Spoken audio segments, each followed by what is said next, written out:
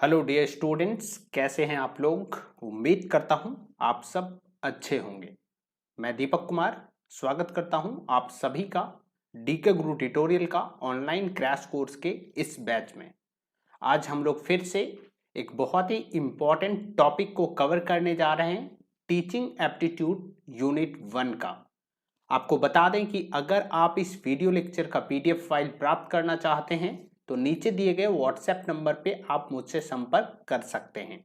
आज के इस लेक्चर में मैं आपके साथ डिस्कस करने वाला हूं टीचिंग के विभिन्न विशेषताओं के बारे में, जो कि टीचिंग एप्टीट्यूड का यूनिट 1 का एक बहुत ही इंपॉर्टेंट टॉपिक है। तो चलिए शुरू करते हैं आज का लेक्चर।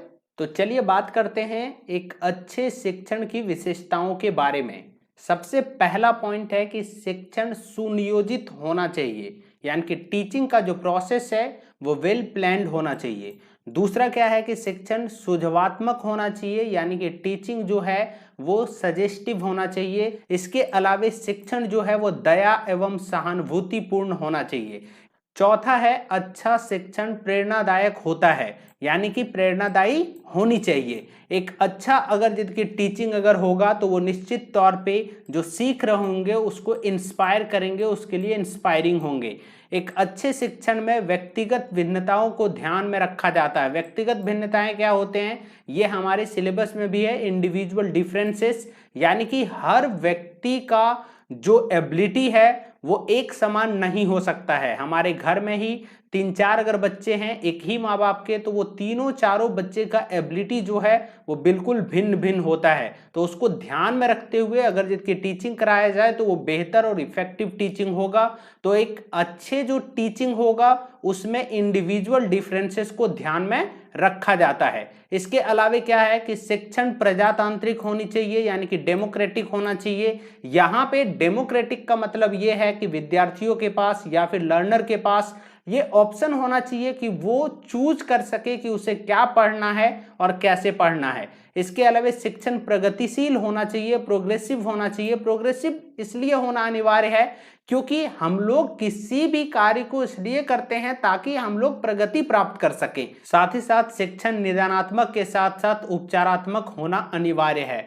निदानात्मक और उपचारात्मक क्रिया तब किया जाता है जब किसी चीज का हम लोगों को सॉल्यूशन ढूंढना हो। तो ऑब्वियसली हम लोग इसीलिए टीचिंग करते हैं ताकि हम लोग आगे चल के जो लाइफ में प्रॉब्लम्स आए उसका हम लोग निदान और उपचार कर सके। तो ये सारे पॉइंट्स थे टीचिंग की विशेषताओं के बारे में। चलिए अब आगे हम लोग बात करते हैं शिक्षण के महत्व या फिर इंपॉर्टेंस ऑफ टीचिंग के बारे में।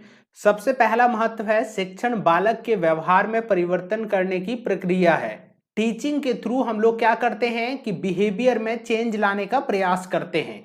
तो एक बालक या फिर एक इंसान का बिहेवियर में चेंज लाने के लिए शिक्षण बहुत ही अनिवार्य है। शिक्षण का वहां पे बहुत ही महत्व है। दूसरा है कि शिक्षण एक उद्देश्यपूर्ण प्रक्रिया है, यानी कि यहाँ पे किसी ऑब्जेक्टिव को सामने रख के शिक्षण की क्रिया करी जाती है।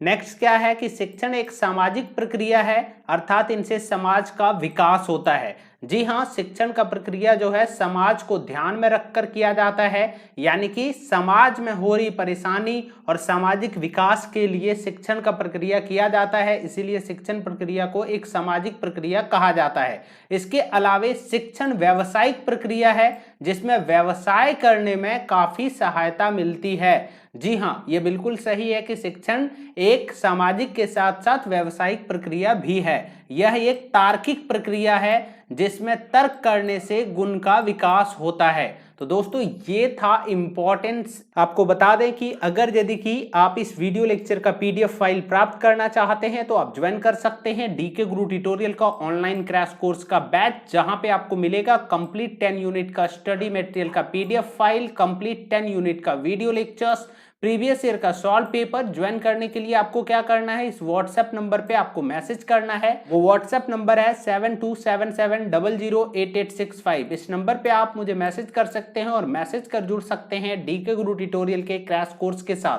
कैसा लगा आपको वीडियो मुझे कमेंट बॉक्स में जरूर बताएं। साथ ही साथ इस तरीके के वीडियोस के लिए आप मेरे चैनल को सब्सक्राइब करना ना भूलें।